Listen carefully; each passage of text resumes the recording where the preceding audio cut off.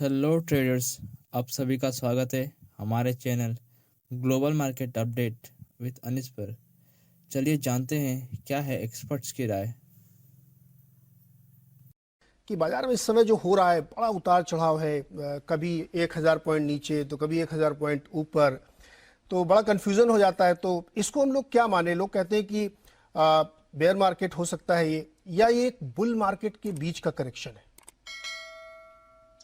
ये जी इन इन लेबल से कोई फर्क नहीं पड़ता वैसे, लेकिन मेन बात यह है कि बहुत ही उतार चढ़ाव ज्यादा है या वॉलेटिलिटी ज्यादा है, जिससे ये जाहिर होता है कि कुछ ना कुछ गलत है जो अभी वेट हो रहा है सेटल होने की, कि अब इसको किस डायरेक्शन में जाना चाहिए।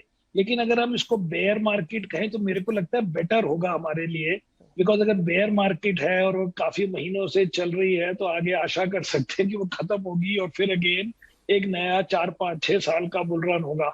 सर, यूएस मार्केट में तो 20-20 30-30% के करेक्शन, और स्टॉक्स में तो और ज्यादा बड़े बड़े करेक्शन हुए हैं। करेक्ट। 2008 का वो मंजर याद आता है और अब हम 2022 में हैं।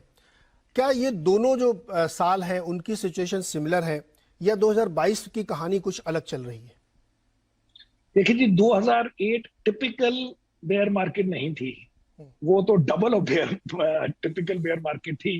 क्योंकि अगर आप उसको हिस्ट्री के हिसाब से देखें तो वो 1929 टाइप बेयर मार्केट करेक्शन थी, इसलिए उसका नाम बेयर मार्केट से बढ़ाकर ग्लोबल फाइनेंशियल क्राइसिस कह दिया गया।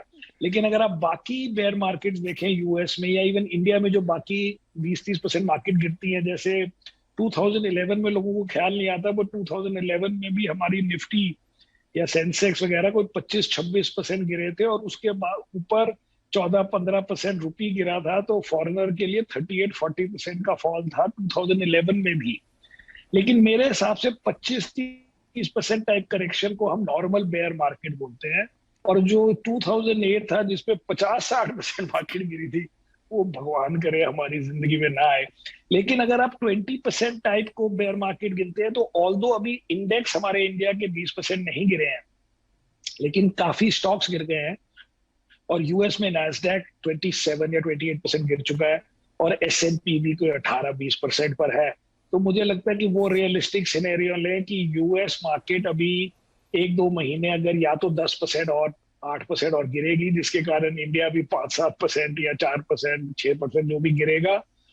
और उसके बाद अगर यूएस मार्केट का या फिर नहीं गिरेगी, लेकिन टाइम निकल जाएगा 1-2-3 महीने का, जिसमें ये पता लग जाएगा कि यूएस मार्केट ये लिक्विडिटी विड्रॉल को कैसे हैंडल कर रही है। अभी तो वहां पे सिर्फ इंटरेस्ट रेट हाइक्स का अनाउंसमेंट हुआ है, वो भी एक हुआ है, और एटलीस्ट 3 और होंगे 0.5% वाले।